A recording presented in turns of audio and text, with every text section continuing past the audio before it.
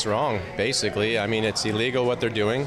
I have no right to ask anybody's personal medical information, and I will never discriminate. So as soon as you start those things, it's a discriminatory process. It's incredible, the outpouring of support and love I've received. My business is 2.5 times or higher than it was 2-3 weeks ago. People are coming from, I had a couple of Fridays ago drive from Cambridge, Ontario, just to come here and thank me and have a bite to eat. A little over $2,000 in fines. The liquor inspector was here, 2 city police officers, and a city bylaw enforcement officer, I believe is ex-OPP. For Rebel News, I'm Tamara Ugolini in Kingston, Ontario, here at Jack Tuesday's Sports Pub with owner Kelly Hale, who has come into our campaign at WeWon'tAsk.com. That's our campaign specifically for small businesses who don't want to partake in indiscriminatory segregation of people based on their medical history. That's WeWon'tAsk.com. It's our campaign specifically for small businesses who don't want to partake in indiscriminatory segregation of people based on their medical history. Now, Kelly, I first caught wind of your business. There was an article published in the Kingstonist, that's a local news publication, and it stated that there was 50 Kingston businesses who were set to not comply with the enforcement of the vaccine mandate, and yours was specifically outlined in that article. So what was your reasoning for not wanting to enforce this? Because it's wrong, basically. I mean, it's illegal what they're doing. I have no right to ask anybody's personal medical information, and I will never discriminate. So as soon as you start those things, it's a discriminatory process, and I can be fined lots of money. I could be jailed. I know the law, and I know they're breaking the law. So I'm standing behind the law. So I'm not gonna do anything illegal, and it's just what's right. So yeah.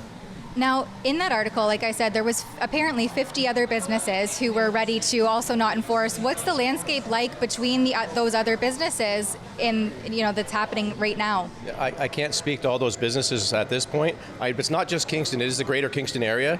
There is businesses outside of Kingston that have stood up. I don't know if they're standing as I am and saying no publicly at this point. I don't know. I can't speak to that because I've been too busy here just trying to keep things going. Since this sign went up, it's been a whirlwind, really.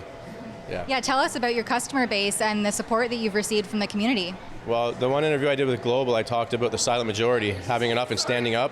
I had no idea how big the silent majority was, Tamara. It's incredible, the outpouring of support and love I received. My business is 2.5 times or higher than it was 2-3 weeks ago. People are coming from, I had a couple of Fridays ago drive from Cambridge, Ontario, just to come here and thank me and have a bite to eat. It's pretty amazing what's happening.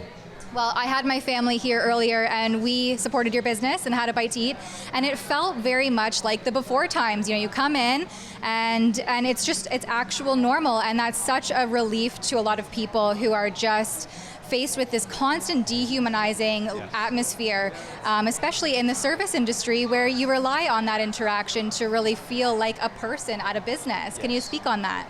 Well, it is amazing that way, and I mean, I've had people literally come in here and not having to wear their mask and literally in tears crying because they've been so suppressed the last 18 months and what they've done to us.